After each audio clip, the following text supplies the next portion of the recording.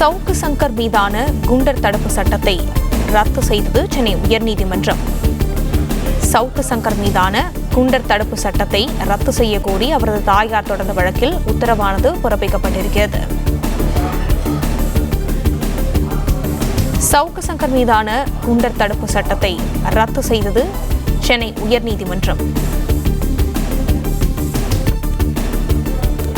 சவுக்கு சங்கரின் தாயார் கமலா தொடர்ந்த ஆட்கொணர்வு மனுவை விசாரித்த நீதிபதிகள் எம்.எஸ். சுப்பிரமணியன், பி. சிவஞானம் ஆகியோர் அடங்கிய அமர்வு இந்த உத்தரவை பிறப்பித்திருக்கின்றனர்.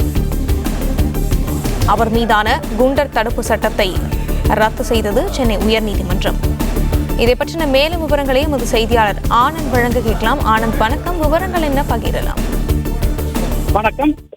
யூடியூபர் சவுக்கு சங்கரை குண்டர் தடுப்பு சட்டத்தின் கீழ் சிறையில் அடைத்த உத்தரவை ரத்து செய்து சென்னை உயர்நீதிமன்றம் தற்பொழுது தீர்ப்பு வழங்கியிருக்கிறது.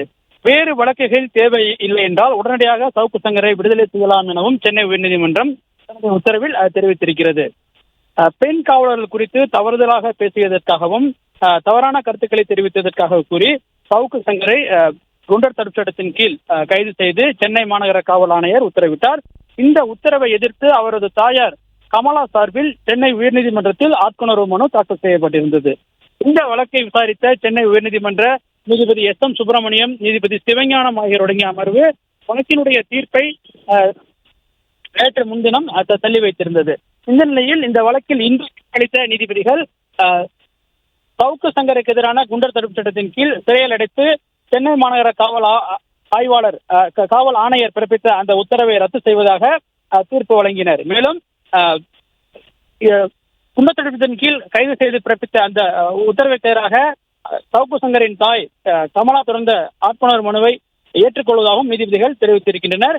வேறு வழக்குகளில் தேவையில்லை என்றால் சவுக்கு சங்கரை உடனடியாக விடுதலை செய்யலாம் எனவும் நீதிபதிகள் உத்தரவிட்டுள்ளனர். மேலும் சவுக்கு சங்கரின் கருத்துக்களால் பொது அமைதிக்கு எந்த பாதிப்பும் ஏற்படவில்லை என மனுதாரர் தரப்பு வாதத்தின் அடிப்படையில் உத்தரவு பிறப்பித்ததாகவும் நீதிபதிகள் தங்களுடைய கருத்தினை தெரிவித்திருக்கிறார். மேலும் இந்த